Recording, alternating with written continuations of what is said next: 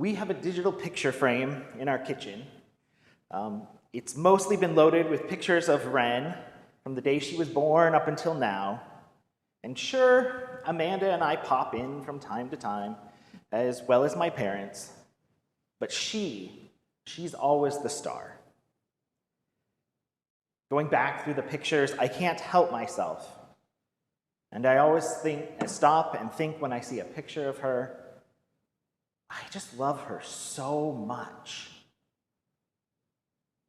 I think about that when I see pictures of my spouse, too. I tell them I love them all the time, too. When was the last time you said, I love you?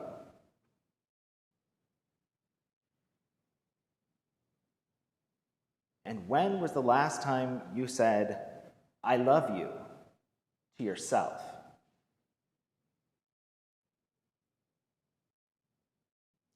I really can't remember a time that I've done that.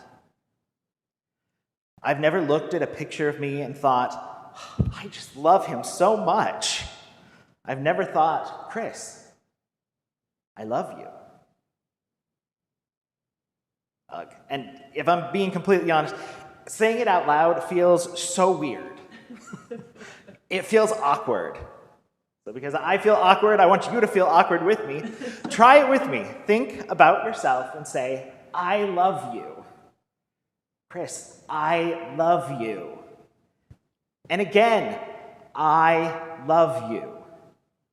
And again, I love you. Did you say it to yourself? Was it a weird experience?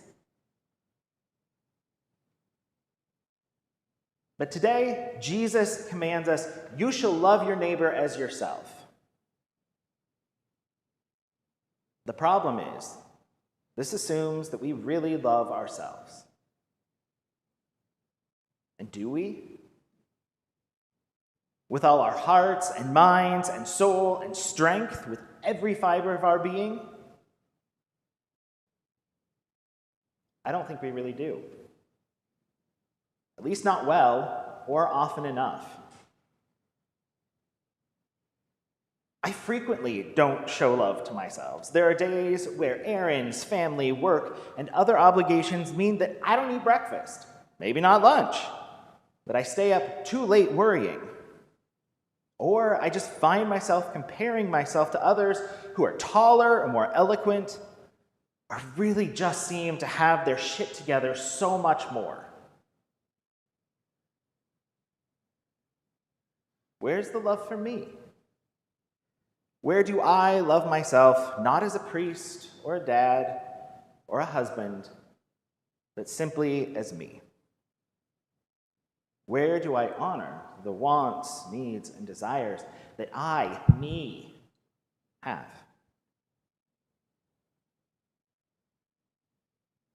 I'm not alone in this. Where do you honor your needs and desires?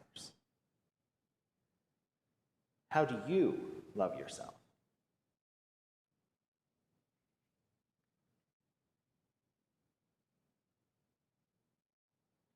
I think algebra would say that since neighbor is equal to self, according to Jesus, we can flip the command.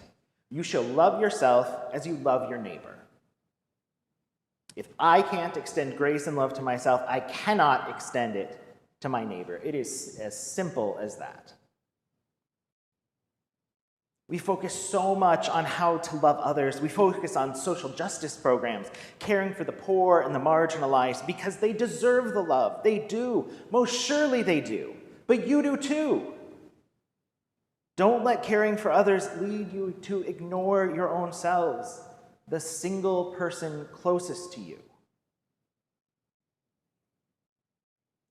The first letter of John tells us those who say, I love God and hate their brothers and sisters are liars.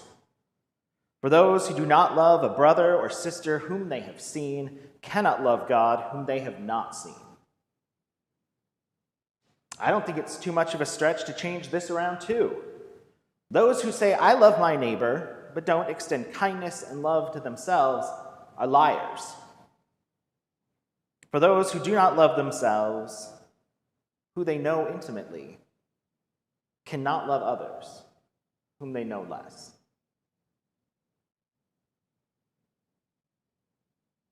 The Greek word that is used in our gospel reading is agape.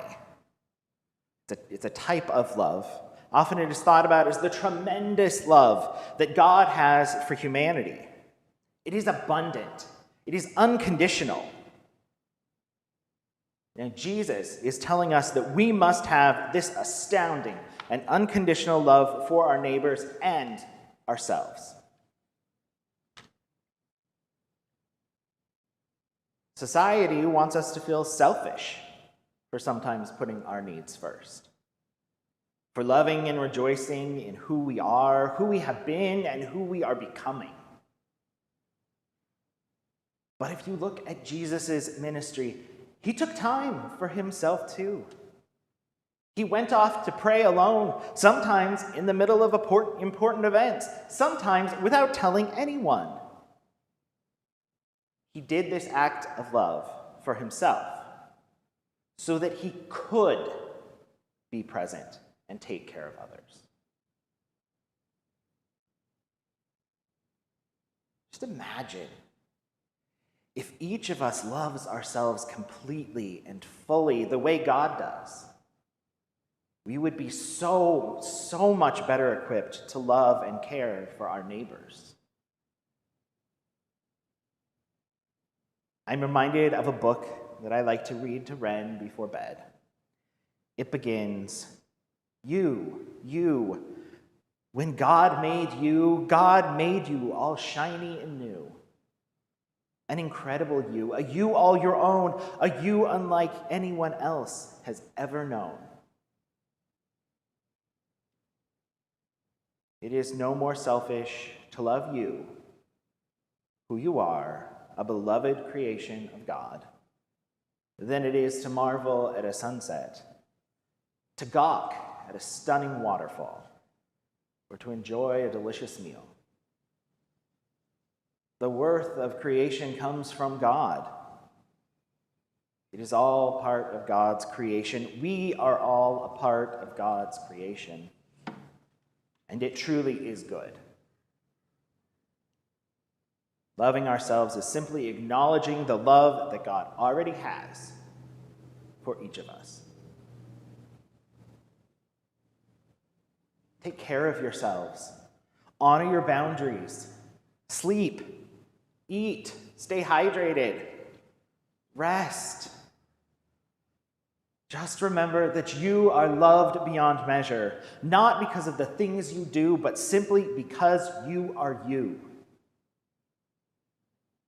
Try to love yourself beyond measure too. You, God made you. You, God loves you. You love you too.